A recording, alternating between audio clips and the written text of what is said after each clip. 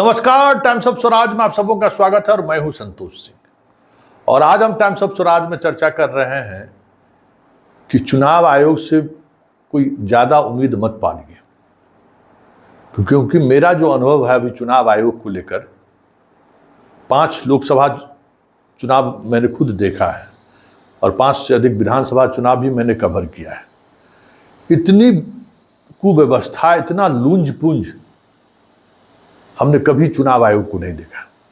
आपको याद होगा, आज से 15 दिन पहले मैंने एक खबर चलाई थी कि 0 माइल में कैसे पूरा मोदी का बड़ा बड़ा पोस्टर लगा हुआ है, और वो भी पोस्टर जो पटना मेट्रो जो बन रहा है उसके इस पर लगा हुआ है। मतलब जो अपना काम करने के लिए जो उन्होंने लगा रखा है लोहे का, ये उस पर लिखा हुआ है। अभी इलेक्शन कमीशन को लेकर बड़ी चर्चा हो रही थी, तो मुझे लगा कि क्योंकि जब मैंने खबर चलाई थी तो जिला प्रशासन की तरफ से फ़ोन भी आया था और उन्होंने पूछा था कि कौन सा लोकेशन है। हमने लोकेशन भी बताया, तो हमें लगा कि वो हट गया होगा, लेकिन बरबस हमारे दिमाग में आया कि चलिए हम देख लेते हैं कि क्या स्थिति है। अभी थोड़ी देर पहले गए वहाँ देखने के लिए, सब कुछ वैसा ही लगा हुआ है। यूँ कहें तो और पोस्टर की संख्या बढ़ गई है, जबकि ये एक बड़ा अपराध है और ये पोस्टर लगाने वाले पर आदर्श आचार संहिता के उल्लंघन का मामला दर्ज होना ही होना है और सारे पोस्टर को हटाना है विभाग को।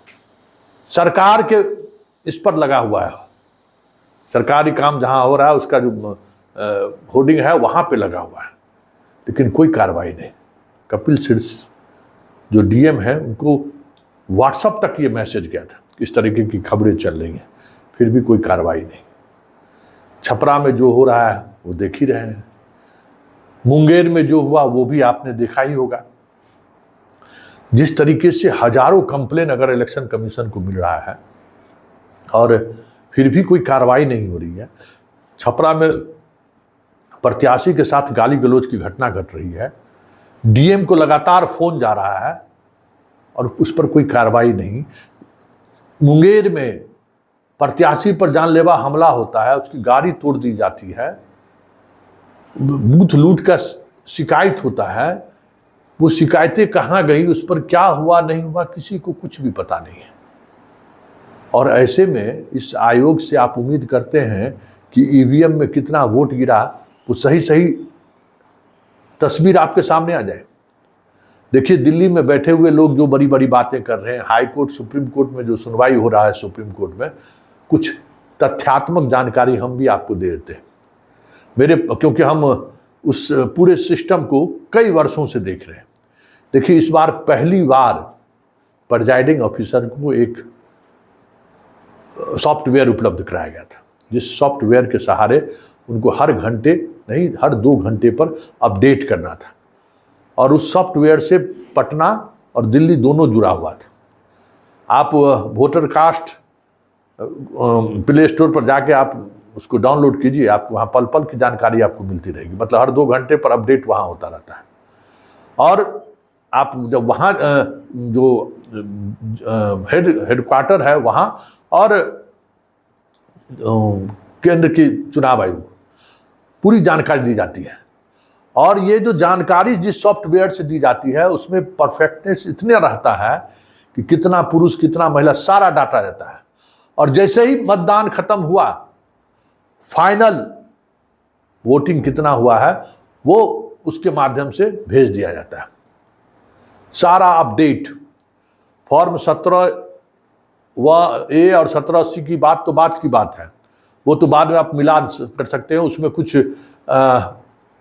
परसेंट, हाँ 0.12% का फर्क हो सकता है, लेकिन ये 5%, 11%, ये संभव ही नहीं है, ये कदापि संभव नहीं है। और अगर चुनाव आयोग सुप्रीम कोर्ट को ये कह रही है कि हम ये डाटा नहीं दे सकते हैं, इससे बूथ का, भाई एक चीज बताइए, आप इलेक्शन कमीशन से मेरा सीधा सवाल है कि पोस्टल बैलेट जो होता है, पोस्टल बैलेट, उसको आप बूथ वाइज जोड़ते हैं, बूथ वाइज जोड़ते हैं कि एक जगह गिनती होती है, जितने शिक्षक या जितने सरकारी कर्मचारी वोट गिराए उसका तो अलग वोट भी होता है, वो अलग से आप उसको उसके बक्सा को सील रखते हैं। उसमें तो कोई ये तो नहीं रहता है कि फलाना मतदान केंद्र का 8 गो पोस्टल बैलेट गिरा है, ये तो नहीं है। और पोस्टल बैलेट के तो एक साथ गिनती होता है। कभी तो हमने नहीं देखा कि ईवीएम के साथ आप उस पोस्टल बैलेट को जोड़ते हैं कि ये फलाना बूथ संख्या का ये पोस्टल बैलेट है, कभी नहीं हमने देखा है। ये पहली बार इस तरीके की बात सुप्रीम कोर्ट में कही जा रही है। आप सीधे तौर पर ये जो 5% 11% का जो फर्क दिख रहा है उसका जस्टिफिकेशन तो दीजिए।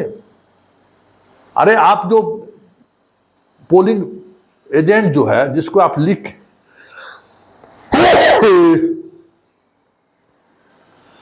पोलिंग एजेंट जिसको आप अंतिम समय में लिख के देते हैं कि कितना वोट गिरा है, और जब विवाद होगा तो आप उसका कोई नोटिस लेते हैं क्या? कौन नोटिस लेगा? ये हो ही नहीं सकता है इतने, क्योंकि जितने उम्मीदवार जो चुनाव हार जीत वाले जो फाइट करने वाले उम्मीदवार होते हैं उनका जो पोलिंग एजेंट होता है उसको पीठासीन पदाधिकारी वोटिंग खत्म होने के बाद लिख के देते हैं। वही 16C जिसको कह रहे हैं वो उस पर लिख के देते हैं कि कितना वोट गिरा है, कितना महिला गिरा है, कितना पुरुष गिरा। और वो कागज रात होते होते जो उम्मीदवार का जो मेन अपना ये रहता है ना मुख्य कार्यालय, वहां पहुंच जाता है। और उसके बाद वहां गिनती हो, एक एक वोट की गिनती हो जाती है और वो जानकारी फाइनली कितना वोट हुआ है परफेक्ट पक्का जानकारी उम्मीदवार को मिल जाता है। तो भाई आपको क्यों नहीं मिलेगा भाई? आप वही एक 17(1) जमा करते हैं ना, ये कैसे हो सकता है जबकि आप इस बार सॉफ्टवेयर का भी इस्तेमाल कर रहे हैं? तो ये सवाल उठना तो लाजमी है। और ये सवाल इसलिए उठना लाजमी है कि जिस तरीके से फील्ड में अराजक स्थिति दिख रही है इस बार, ये अलग बात है कि बिहार जैसे राज्यों में अद्भुत कैप्चरिंग को लेकर अब वो माइंडसेट नहीं रहा, न जनता में रहा न किसी पार्टी के कार्यकर्ताओं में रहा कि हम अपना पार्टी के लिए जान दे दें, बूथ छाप लें। ये प्रवृत्ति नहीं रहा। अगर ये प्रवृत्ति रहता तो अभी आप बहुत सारे बूथ पर स्वेच्छा से वोट हो रहा है ना, कई तरह के चीजें भी सामने आई है, कितना बूथ लूटा गया रहता खुल्लम खुल्ला। इस तरीके की लचर व्यवस्था इस बार है। फोर्स की डिप्लॉयमेंट की बात हो या जो कुछ भी हो, सब कुछ आपको दिखाएगा लचर व्यवस्था। और बिहार में यहाँ कहाँ गड़बड़ी हो रही है? बिहार में तो दूसरे ही दिन डीएम प्रेस कॉन्फ्रेंस करके जारी कर देते हैं।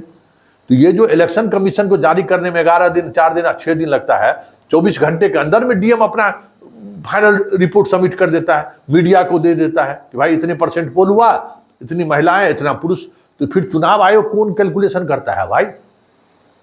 क्योंकि एक कंस्टिट्यूएंसी में कितना वोट हुआ है वो 24 घंटे के अंदर, आज वोटिंग खत्म होगा शाम 6 बजे तक, कल शाम 6 बजे से पहले डीएम लोग प्रेस कॉन्फ्रेंस करके बता देते हैं कि इतना पोल % हुआ। तो फिर लोकसभा का जब एक्चुअल फिगर डीएम दे देते हैं, मीडिया को प्रेस रिलीज दे देते हैं, तो फिर उनको वो कौन सा डाटा बनाते हैं जिसमें 11% का, कहीं 4% का, कहीं 6% का अंतर आ जाता है।